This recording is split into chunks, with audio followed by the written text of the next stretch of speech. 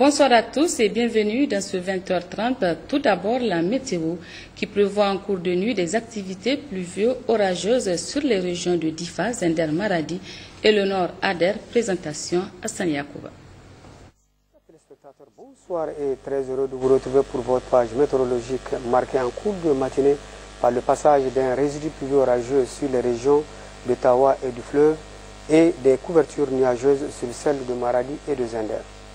L'après-midi est plutôt dominé par la présence des formations pluvio-orageuses, notamment sur le Tamesnan et plus à l'est sur les régions du lac.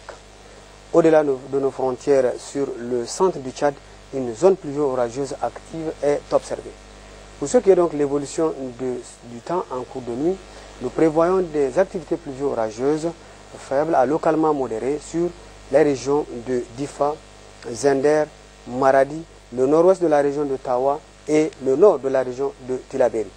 Demain matin, nous prévoyons également des activités pluvio-orageuses faibles sur le sud de la région de Difa et plus à l'ouest sur le sud de la région de Tawa et sur l'Arewa. Des passages nuageux également sont prévus donc demain matin, accompagnés de plus faibles par endroits sur le centre des régions du fleuve.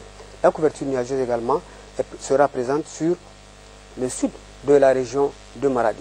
Et voilà, chers téléspectateurs, l'essentiel pour cette page météorologique. Je vous remercie et à demain, Inch'Allah. En route pour Dandaji, le président de la République, chef de l'État Issoufou Mahamadou, est arrivé ce matin à Ilela. Les populations d'Ilela ont réservé un accueil chaleureux au chef de l'État.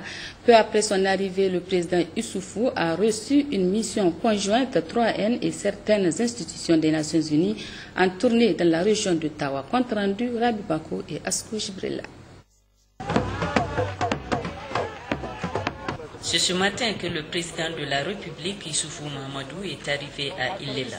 En route pour Dandaji, où il devrait passer ses vacances, le chef de l'État a été chaleureusement accueilli par les populations sorties massivement tout au long du trajet pour l'ovation.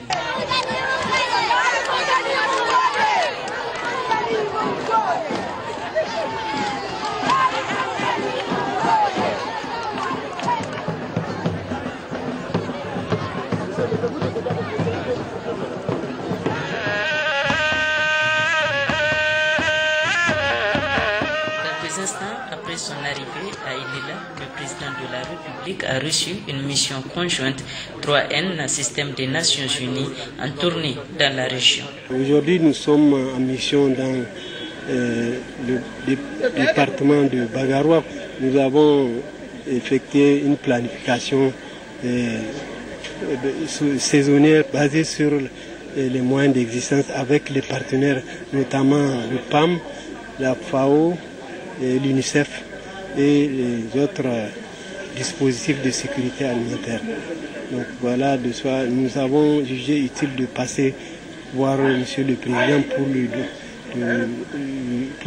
notre reconnaissance à cette initiative qui est louable, aussi bien au Niger que dans la sous-région et voire même mondiale.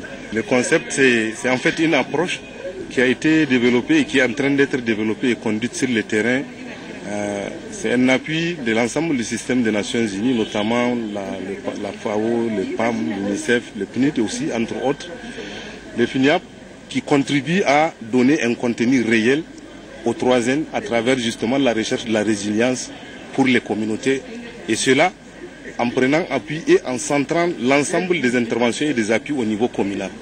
Et là, ça prend tout son sens, dans le sens où la maîtrise d'ouvrage communal, qui confère aux communautés à travers leurs élus la possibilité de conduire l'ensemble du processus de développement, trouve tout son sens. Et c'est en ce sens que nous avons effectivement déployé tous les moyens et toutes les ressources nécessaires en vue de venir en appui à ces élus et aux communautés à travers une approche multi-acteurs et multi-secteurs, une sorte de synergie et de convergence dans les mêmes lieux et en même temps. Et nous pensons que c'est de cette façon qu'on peut effectivement parvenir à impacter un temps soit peu et de façon durable le devenir et le développement des communautés. C'est aller au niveau des communautés, les trouver là où ils sont. Travailler avec eux, c'est quoi leurs priorités, c'est quoi les contraintes de leur milieu, c'est quoi les potentialités à mettre en valeur. et quelles sont les périodes pendant lesquelles on peut mettre les différentes activités, identifier avec eux et les mettre en œuvre et les mettre en valeur pour une meilleure réussite et une appropriation de la communauté et des communes. Et à travers ça, on fait des renforcements de capacité, des maîtrises d'ouvrage, comme a dit mon prédécesseur, par rapport à la commune pour qu'ils sachent comment gérer ces activités dans le domaine de la gouvernance, dans le domaine de la transparence, des passations de marché. À cet effet, toutes les agences réunies autour de l'initiative 3N convergent vers les mêmes communes qu'on a appelées communes de convergence. Et à travers ces communes de convergence, on veut montrer aux différents partenaires du Niger qu'ensemble, on peut mieux réussir que si on se disperse dans le pays. Cette équipe a reçu tous les encouragements du président de la République qui a tenu à souligner tout l'intérêt que les autorités de la 7e République accordent à ce programme qui est d'une importance capitale dans les actions de développement de notre pays. Ça fait partie des 4 projets phares que je voudrais faire avancer pendant ce mandat, avec le barrage de Tandaji, avec le chemin de fer, et puis le projet de Salkadamna, la centrale au charbon de 600 MW. Donc l'initiative 3e, ça fait 4 projets.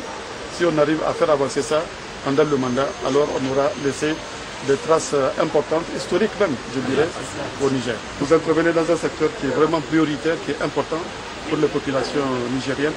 Donc je ne peux que vous encourager de continuer de poursuivre les actions que vous faites. Je remercie donc vous tous. Je vous encourage, je vous souhaite une bonne continuation. L'initiative 3N, un des programmes prioritaires des autorités de la 7e République, est en train d'être approprié aussi bien par les populations que par les partenaires au développement. Le président de la République, chef de l'État Issoufou Mahamadou, a effectué du 4 au 8 août dernier une visite de travail aux États-Unis d'Amérique. Au cours de son séjour à Washington, le chef de l'État a notamment participé au premier sommet États-Unis-Afrique. Rendez-vous donc en partie magazine de cette édition. Et puis, le Premier ministre chef du gouvernement, Brigitte Raffini, a accordé une audience cet après-midi à la représentante de l'Organisation internationale pour la migration, OIM. Abibatou Wan est en fin de mission. Elle est allée faire ses adieux aux autorités nigériennes. J'ai passé 5 ans au Niger et je suis arrivée en fin de mission. Donc j'étais venue pour dire au revoir à son Excellence M. Brigitte Raffini et également remercier les autorités nigériennes pour toute la collaboration qu'on a eu à bénéficier d'eux, grâce aussi à leur disponibilité, à leur accessibilité qui a fait que cette collaboration ait pu réussir et que nous ayons pu quand même apporter tout notre appui au gouvernement du Niger dans le cadre de la gestion des migrations liées au mouvement de population. Le Niger a été une école pour moi, donc j'ai appris beaucoup de choses ici et je pars le cœur triste parce que, comme je disais tout à l'heure, je suis une Sahélienne, donc je me retrouvais chez moi au Niger, donc je quitte le Niger le cœur triste avec plein de souvenirs pour cet accueil chaleureux qui m'a été réservé pendant ces 5 années qui ont été des années très riches, aussi bien sur le plan professionnel que sur le plan personnel, où j'ai pu avoir des amitiés et connu des personnes formidables pendant ces 5 années. Sur instruction du Premier ministre chef du gouvernement, le ministre de l'Urbanisme et du Logement, Habib Mohamed Salissou, en compagnie du secrétaire général du gouvernement, du président du conseil de ville de Niamey, des maires des 5 arrondissements et les cadres techniques du ministère et des communes, a effectué ce matin une série de visites dans la ville de Niamey. Objectif, constater le vrai visage de notre capitale en cette période hivernale, notamment les routes impraticables, les quartiers mal lotis, les eaux stagnantes, pour ne citer que cela. Le constat de James Didier et Issoufou Samuel. La première étape de cette série de visites, la première à Latérite, à la devanture de l'école Bédir et au Vive, où le bras des eaux de Gunjena s'est taillé un passage de force empêchant aux usagers d'aller et de revenir en toute quiétude. Même scénario à Banizembu 2 et quartier Bassoura où les pistes latéritiques et les voies d'accès sont devenues impraticables à cause de la présence des eaux stagnantes qui ont provoqué un environnement difficile à supporter pour les riverains et les usagers. Au niveau du pavé Dar es Salaam et route bitumée Niamey Est-Ouest, des ouvrages sont en train d'être réalisés pour soulager les souffrances des populations. À ce niveau, le ministre de l'Urbanisme et du Logement a voulu savoir l'efficacité et le délai de finition de cet ouvrage qui, selon les techniciens, dans les heures qui suivent, la route sera fonctionnelle à la grande satisfaction des usagers. À l'école primaire Bandabari, le ministre est allé constater la mare qui sévit dans l'enceinte de cette école, confrontée chaque année à ce phénomène qui paralyse le bon fonctionnement de cette école primaire. Dernière étape de cette série de visites, le 5e arrondissement, quartier Bangabana, un quartier qui, malgré toutes les mesures antérieures prises par le gouvernement pour reloger le quartier, le problème reste et demeure.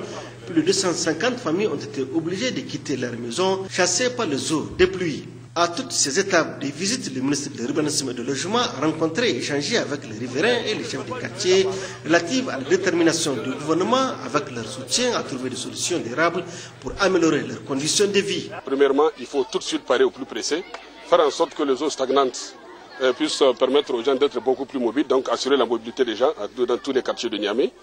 Deuxièmement, pour terme, trouver des solutions pour faire en sorte qu'il y ait des tranchées, des digues un peu partout et faire en sorte que les eaux stagnantes puissent passer et que les populations soient en dehors des péripéties parce qu'il y aura d'autres péripéties si rien n'y fait. En troisième lieu, il y aura des solutions durables qui vont être recherchées à travers vraiment une réunion qui va se passer tout à l'heure pour voir dans quelles conditions on pourra mettre en œuvre toutes ces recommandations-là qui viendraient parce que chacun a parlé pendant les 7 ou 10 visites qu'on a eu à faire ce matin-là et à partir de cet instant-là, l'État se chargera de la suite. La suite, c'est quoi? C'est que véritablement, il faut rendre à ce qui lui appartient. Aujourd'hui, nous voyons ici à Bangabana des populations qui doivent déguerpir, mais qui restent et demeurent là où elles sont. Je pense que la loi est là, il faut justement la faire appliquer. Ça, c'est Niamey. Mais en tant que ministre, je sais qu'il y a les mêmes problèmes au niveau de l'intérieur du pays, dans toutes les régions du Niger. Nous allons y veiller. Le chef de l'État doit accueillir bientôt là des grands sommets. Il veut faire de cette capitale une capitale Niamey-Yala. Si Niamey doit être coquette, mais écoutez, ce n'est pas le goudron semblant qui nous amène de l'aéroport à la présidente de la République qui doit être coquille. Non, non, non. C'est justement un peu partout. Niamey doit être belle et doit refléter véritablement l'image qu'on lui donne. Pour joindre la parole à l'acte au terme de cette visite, une rencontre de réflexion a regroupé à l'hôtel de ville de Niamey, les présidents du conseil de ville, les maires des 5 arrondissements, les cadres techniques du ministère des communes pour agir vite et soulager la souffrance de la population. Nous venons juste d'avoir l'information, la route pavée menant à Dar es Salaam est à nouveau praticable. Les travaux de réhabilitation pouvant permettre aux usagers d'emprunter la voie sont achevés cet après-midi. Il reste maintenant la pose des bus qui vont permettre l'écoulement des eaux. Cette opération débutera demain, Inch'Allah, suivant le maire central Hassan Seydou Sanda.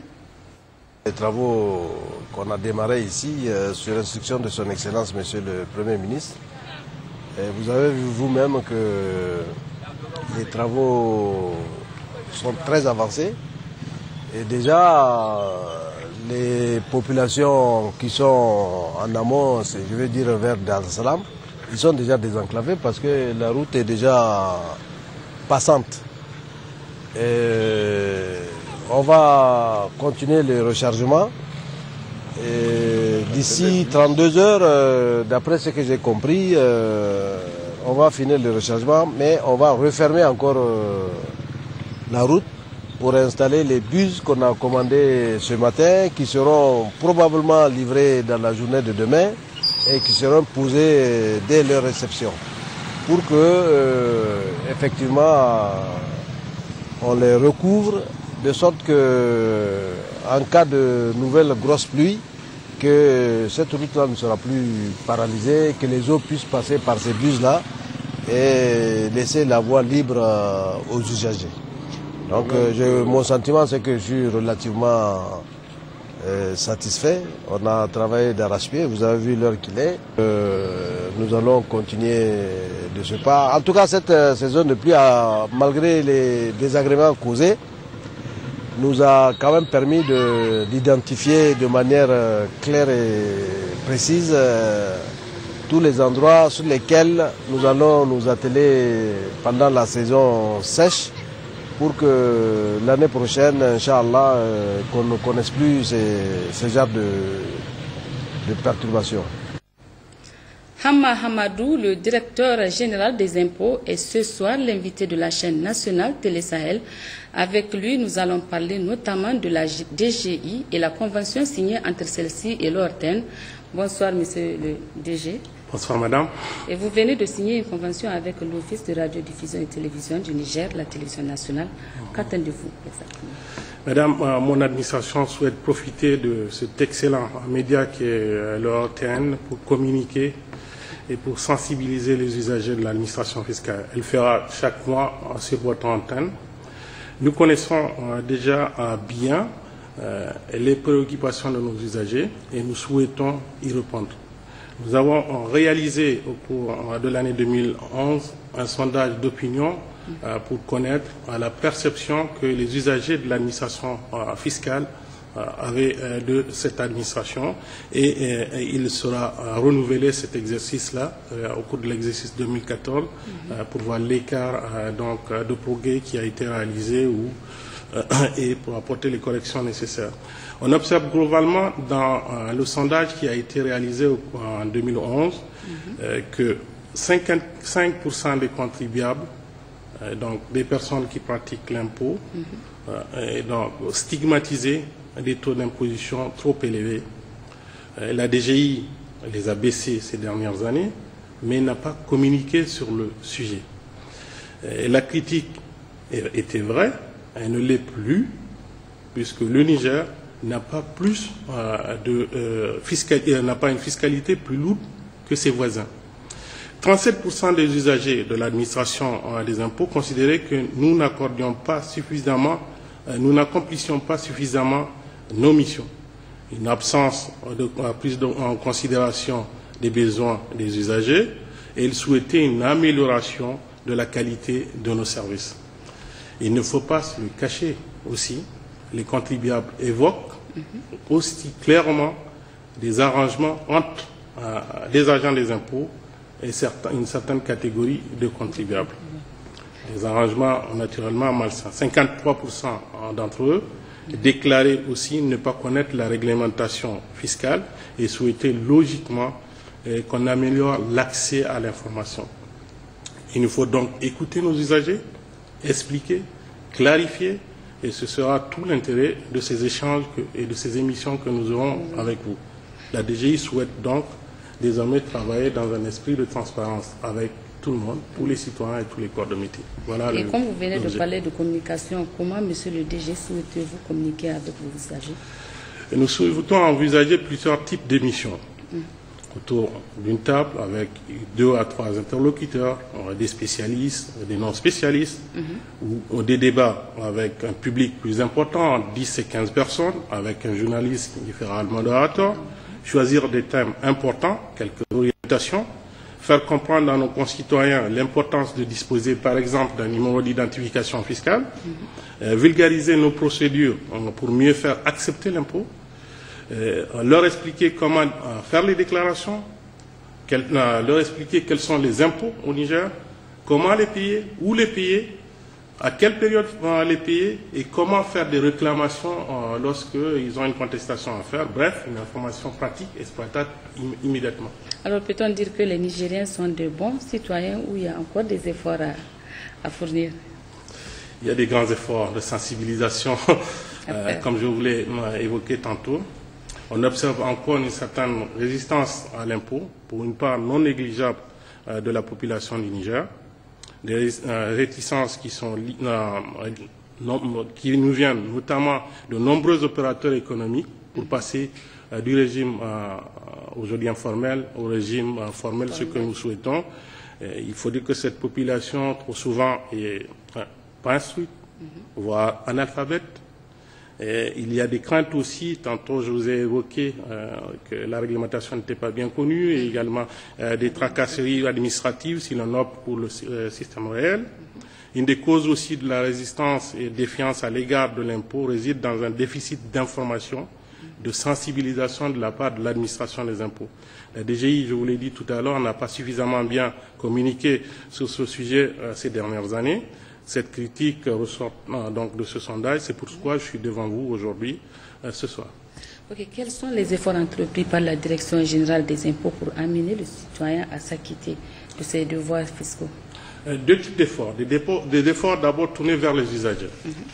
Développer l'accueil dans nos services sous toutes les formes, améliorer notamment l'accueil physique dans toutes les structures des impôts, à Niamey comme à l'intérieur du pays, établir un partenariat avec la société civile, la Chambre de commerce, les ordres de comptables, les ordres des experts, enfin des conseils fiscaux, les centres, la création et la participation au centre de gestion agréé, des discussions avec toutes les corporations et les associations de citoyens, simplifier donc notre réglementation fiscale, améliorer le climat des affaires en mettant en œuvre la procédure, par exemple, de remboursement de TVA qui est une demande de la communauté des affaires depuis plus d'une décennie, mettre en place une commission chargée d'arbitrer les différends fiscaux avec nos usagers afin d'éviter le plus possible de très longues instances juridictionnelles et traiter rapidement les réclamations des contribuables. Plus généralement, écouter nos partenaires, les organisations professionnelles, tout en préservant les intérêts du Niger. Il n'est pas question, par exemple, pour nous, d'accepter d'avoir des pratiques fiscales comme en Irlande qui abritent un grand nombre de firmes internationales, mais où l'État ne perçoit pas ou perçoit très peu d'impôts. Utiliser tous les médias disponibles pour informer les usagers, la radio, la télévision, la presse écrite, les affiches, des affiches, des brochures. Et puis une information importante que je souhaitais vous souligner, c'est que nous préparons le lancement d'un site web très prochainement. À travers cela, nous souhaitons donc afficher notre transparence et notre disponibilité à informer tout le monde. Ça, c'est le premier package d'efforts que nous allons faire. Le deuxième effort, c'est par rapport à nos propres agents. Donc, nous souhaitons moderniser l'administration par la modernisation de nos modes de gestion et de pilotage. Et pour cela, un contrat de performance est prévu à l'horizon fin d'année avec le ministre des Finances, par le développement du contrôle interne, donc parce qu'il faut vérifier au sein de l'administration si les chaînes de commandement, les chaînes des ordres, les chaînes d'information, elles s'appliquent de manière uniforme et sur l'ensemble du territoire et assurer également l'égalité de tous devant l'impôt.